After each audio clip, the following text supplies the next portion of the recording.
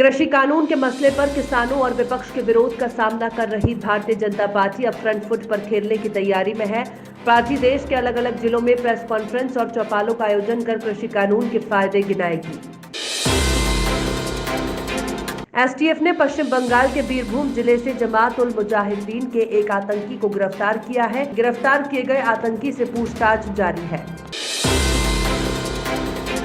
पश्चिम बंगाल विधानसभा चुनाव 2021 में ममता बनर्जी सरकार को हटाने और अपनी पार्टी की सरकार बनाने में बीजेपी कोई कसर नहीं छोड़ना चाहती। इसलिए पार्टी के राष्ट्रीय अध्यक्ष जेपी नड्डा के बाद अब गृह मंत्री अमित शाह राज्य का दौरा करेंगे।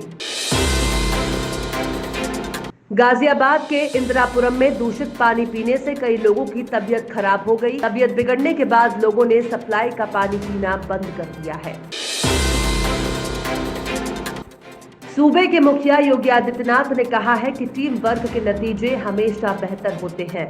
सीएम ने कहा कि रोगों की रोकथाम में एम्स सहित अन्य चिकित्सा संस्थानों को भी उसी भूमिका में आना पड़ेगा।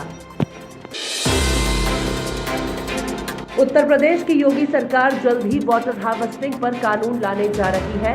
प्रदेश के जल शक्ति मंत्री डॉक्टर महेंद्र सिंह ने कहा कि जल का संरक्षण समय की मांग है। जल ही जीवन है, जल ही शांति है और जल ही भविष्य है।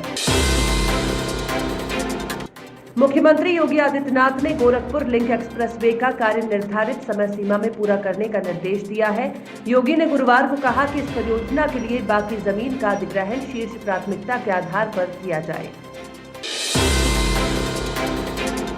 किसान आंदोलन पर प्रधानमंत्री मोदी की प्रतिक्रिया आई है। प्रधानमंत्री ने ट्वीट कर लिखा है, मंत्रिमंडल के मेरे दो सहयोगी नरेंद्र सिंह तोमर जी और पीयूष गोयल जी ने नए कृषि कानूनों और किसानों की मांग को लेकर विस्तार से बात की।